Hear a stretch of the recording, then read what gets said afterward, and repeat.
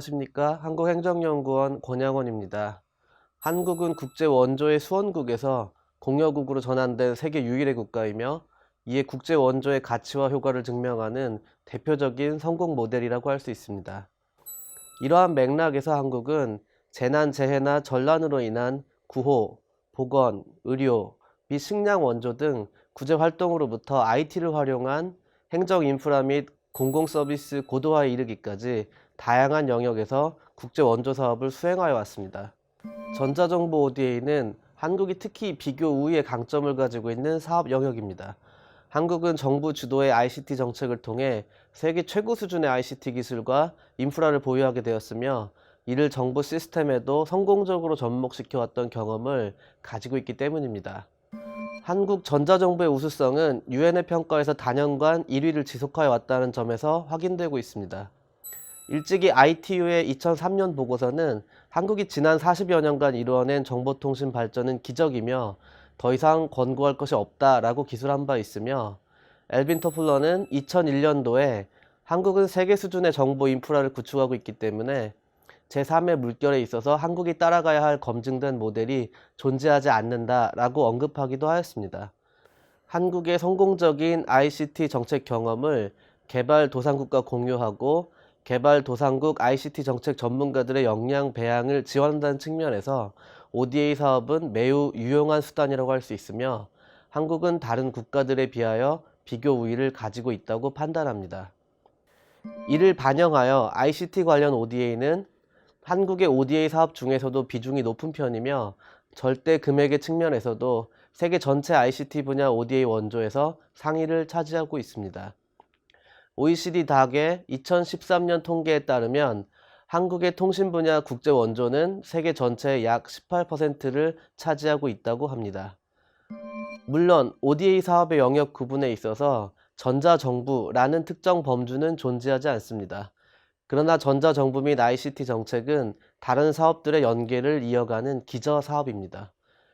교육, 보건, 통신, 교통, 방제 등 다양한 행정 서비스들은 전자정부와 같은 ICT 인프라를 기반으로 보다 높은 효율성과 대응성을 가지고 제공될 수 있기 때문입니다.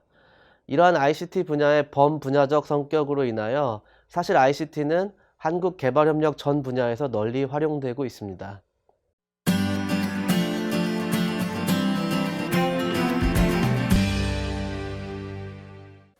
한국의 국제원조 사업은 1990년대부터 이루어져 왔습니다. 그러나 인프라 구축에 필요한 막대한 자금 조달의 어려움과 낮은 수익성 등의 문제로 두각을 나타내지 못하여 왔습니다. 그러다가 2005년 정부의 대외 원조 개선 종합대책의 발표를 계기로 다시금 부각되기 시작하였습니다. 해당 대책을 통해 정부는 비교 우위에 입각한 한국형 원조 모델의 추진 방향을 명시하고 이를 위한 추진 시스템 개선, 효율성 제고, 인프라 구축 등 구체적인 개선 방안을 제시하였습니다. 정부 부처들은 이에 따라 각 부처의 성격에 맞는 원조 사업을 특성화하여 발굴 및 진행하였습니다. 그리고 원조 관련 기관에서는 ICT 분야를 핵심 비교 우위 항목으로 선정하였습니다. 이러한 맥락에서 한국의 전자정부 관련 개발 원조 사업은 코이카의 ICT 개발 협력 사업과 수출입은행의 경제협력기금을 통한 ICT 부문 개발 원조 사업이 진행되게 되었습니다. 그 외에 정부의 각 부처가 다양한 나름의 ICT 개발 협력 업무를 수행하고 있습니다. 한국의 ICT 개발 협력 사업은 주로 노하우 및 기술 이전을 목적으로 하고 있으며 무상 원조 개발 협력 사업의 형태를 띠고 있습니다. 이는 일반적으로 각종 프로젝트 사업, 초청 연수 사업, 봉사단 파견 및 정책 자문과 같은 개발 컨설팅 사업 등으로 구성됩니다. 이 중에서 가장 많은 부분을 차지하는 것은 각종 프로젝트 사업입니다. 각 사업들에 대하여 구체적인 설명을 부과하자면 첫째, 각종 프로젝트 사업의 대부분은 ICT 센터 및 전자정부 구축과 같은 인프라 사업에 비중이 있습니다. 이 중에서도 특히 많은 부분을 차지하는 것은 전자정부 구축 사업입니다. 이는 주로 정부 부처의 전산망 구축 및 웹페이지 구성 등과 같은 인트라넷 구축 지원의 내용을 담고 있습니다. 더하여 통신 및 전산망, ICT 훈련센터 등에 대한 지원 역시 포함합니다. 둘째, 초청 연수 사업은 우리나라의 ICT 정책 경험과 역량을 바탕으로 개도국의 정보 격차 해소, 관련 인력 양성, 관련 분야에서의 산업 발전 등을 목적으로 합니다. 이를 위해 개도국의 공무원과 전문가를 초청하여 교육 및 기관 방문 등을 진행하는 것을 의미합니다. 초청 연수 사업은 한국과 개도국 간의 우호적인 인적 네트워크를 구축함으로써 국내 기업의 해외 진출을 돕는 데에도 아울러 역할을 하는 것으로 평가됩니다. 주요 지원 분야는 전자정부, 정보보호, 브로드밴드 구축, ICT 정책 마련 등 우리나라가 비교적 우위를 가지고 있는 ICT 분야의 기술 및 정책 관련 내용입니다. 셋째, 봉사단 파견 사업 및 정책 자문과 같은 개발 컨설팅 사업은 수원국 기관의 교육훈련과 정보화 발전에 기여하기 위하여 전문가와 봉사단을 선발하여 파견하고 교육, 자문, 컨설팅 등을 수행하는 것을 의미합니다. 사업 분야는 PC 교육, 대학 및 기관의 IT 교육 훈련, ICT 기술 및 정책 지도 등입니다.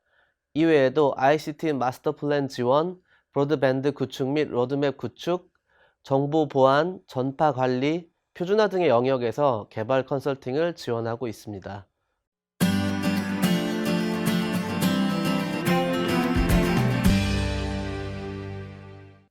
전자정부 관련 ODA 사업의 대표적인 사례들은 www.odakorea.go.kr에서 열람할 수 있으며 영어로도 서비스되고 있습니다. 해당 사이트에서는 한 베트남 친선 IT 대학 설립, 한 인도네시아 ICT 교육센터 건립 사업, 몽골 정부 통합 데이터 센터 구축 사업 등 15가지 정보통신 분야 성공 사례를 소개하고 있습니다.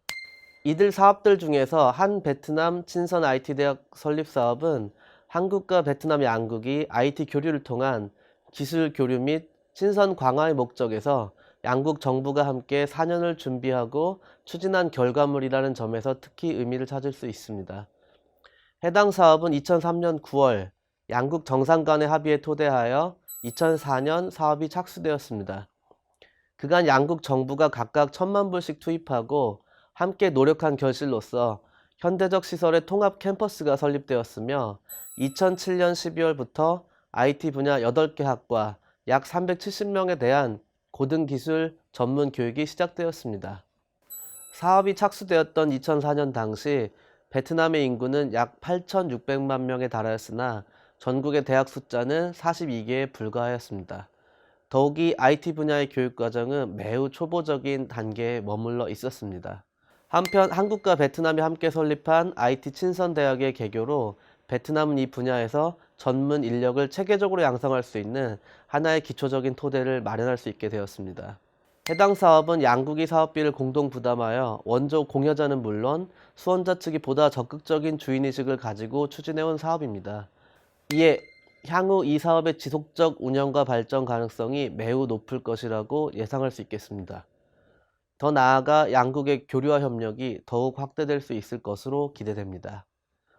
현재 베트남은 몽골과 더불어 무상 원조 국가 중 중점 협력 대상국이면서 상위 10대 지원국에 속하고 있습니다. 베트남은 한 베트남 친선 IT 대학 설립 사업과 같은 사업들을 통해 한국과의 관계에서 풍부한 경험을 가지고 있습니다. 이러한 사업의 경험이 뿌리를 내린 탓일지 베트남은 행정혁신과 국가 전략의 차원에서 전자정보를 주요하게 받아들여 왔습니다. 이는 경제 가속화와 지속가능한 발전을 위해서 행정체제의 대대적인 변혁이 불가피하다는 정치 지도부의 판단인 것으로 해석됩니다. 이에 베트남 정부는 2018년 전자정부 국가위원회를 설립하기로 결정하였습니다. 이는 행정서류 및 행정 절차의 간소화를 통해 행정서비스 제공의 효율성을 제고하고자 하는 노력의 일환이며 행정 절차 50% 축소, 불필요한 보고서 25% 철폐를 2018년에 중요 과제로 제안하고 있습니다. 이를 통해 국가의 ICT 정책과 로드맵을 바탕으로 행정업무 전산화 및 주민정보 데이터베이스 구축, 활용과 같은 가시적인 행보를 보이고 있습니다. 한국의 전자정보 ODA는 베트남의 사례에서 볼 수 있듯이 자국의 ICT 정책의 성공 경험을 개도국과 공유하기 위한 노력을 수행하여 왔으며 일정 부분 성공을 거두기도 한 것으로 평가합니다. 네, 한편 한국의 ODA가 추진 주체 및 사업 간의 유기적 연계 및 일관성을 담보하고 있지 못하거나 수원국이 원하는 프로그램이 집행되지 못하고 현지에 맞게 설계 개발되어야 하는데 그렇지 못한 부분이 많아서 활용도가 기대보다 높지 않다는 비판이 내외부로부터 제기되기도 하는 것이 사실입니다. 그럼에도 불구하고 한국의 ODA 연구자와 실무관은 이러한 문제들을 스스로 식별하고 개선하며 실효적인 사업을 운영하기 위한 노력을 수행하고 있습니다. 그리고 한국행정연구원이 이러한 노력이 최전선에서 앞장서고 있습니다.